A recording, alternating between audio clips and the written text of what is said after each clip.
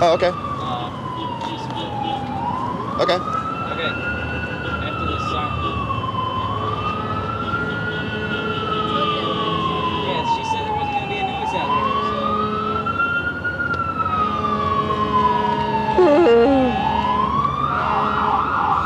Some people are so Crockett and rude. Tubbs. Shut the fuck.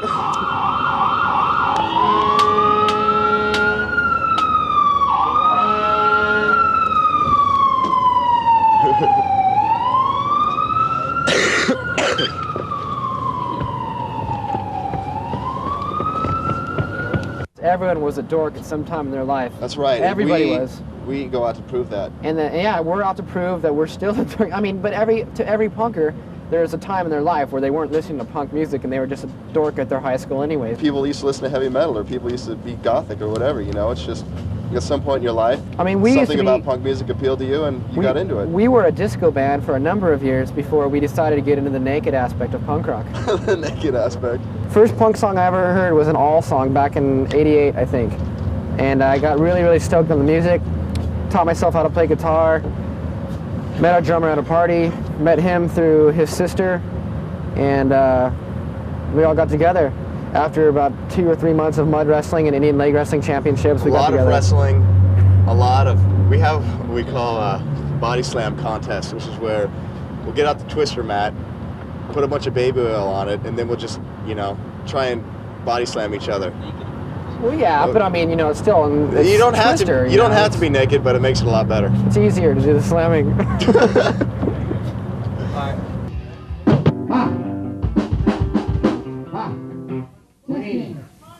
Test. If we can turn up our vocals in the monitors, that'd be insane. Yeah, turn up the Vazio Go because I can't sing shit.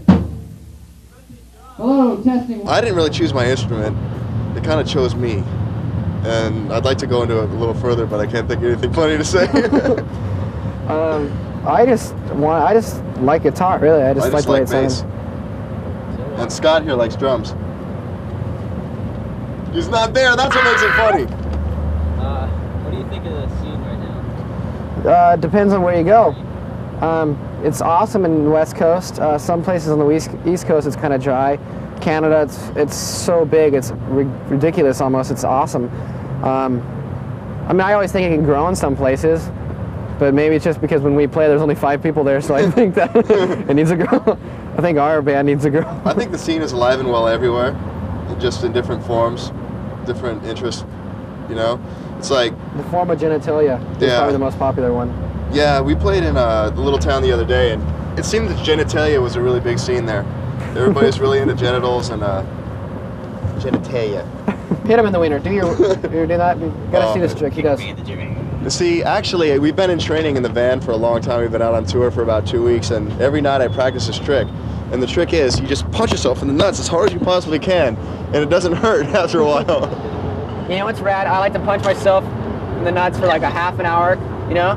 Because like when I'm done, it feels so good. When you stop punching yourself in the nuts, it feels so great.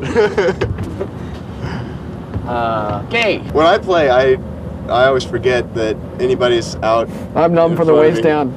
I don't forget. It's just like I just freak out for some reason. And I don't know why. I just kind of lose control of myself, which is why I wear Depends undergarments while I'm on stage, because there's some control you don't want to lose. I don't think along the lines a lot of people do that if you go to a major label then you're a sellout or whatever, as long as you stay true to your style of music and you don't get a big head about it and you still try and be in touch with your fans and just, you know, do the same thing that you've always been doing. Yeah, as for us, it's not like we like to go here, we like to go there. I mean, we like what's best for our band, and if that means that we need a better distribution deal, basically what we want is our albums for our albums to be able to be everywhere, and for our label to have the capacity to go as big as we have the potential to. And we don't want to be held back by any obstacles, and if one of those is being on a small label, that'll hurt us. So if that means that we have to go to a major. One of the important things about major labels also is who has control of the band. A lot of bands will sign to a major label and they give up all their control to some A&R person or something like that, and other bands do it right, and if they sign to a major label, then, you know, they keep all their artistic control, they keep, you know, the choice of what the singles are going to be, if there are any singles, whether or not videos go to MTV, things like that, you know, you don't want to give up. when you go to a major label. A lot of things, and one of the main things you don't want to lose as well is your virginity. If you go to the label, If you're stay signed to a true. major label just to give up your virginity, It's not a good thing to do. it's not going to happen. If you're involved in snowboarding or skateboarding or surfing or whatever, the surfing goes along with the music and the music goes along with the sport. You know, it's just everything comes together like that. If you're the type of guy that likes to stick out your tongue at other guys, maybe you listen to a little yodeling or maybe a little. Wear tight shorts, run around in the privacy of your own home. I agree with Tom. I agree with what much of Maneuvers with Horses says. That's our Indian names. Maneuvers with Horses. No, Our relationship with our audience, I think, is pretty good. I mean, yeah, it's great. Dependent upon like how kids also treat bands that are getting. You stupid! I'm so retarded. I'm really sorry. You're the about dumbest that. guy I've ever met. I'm sorry.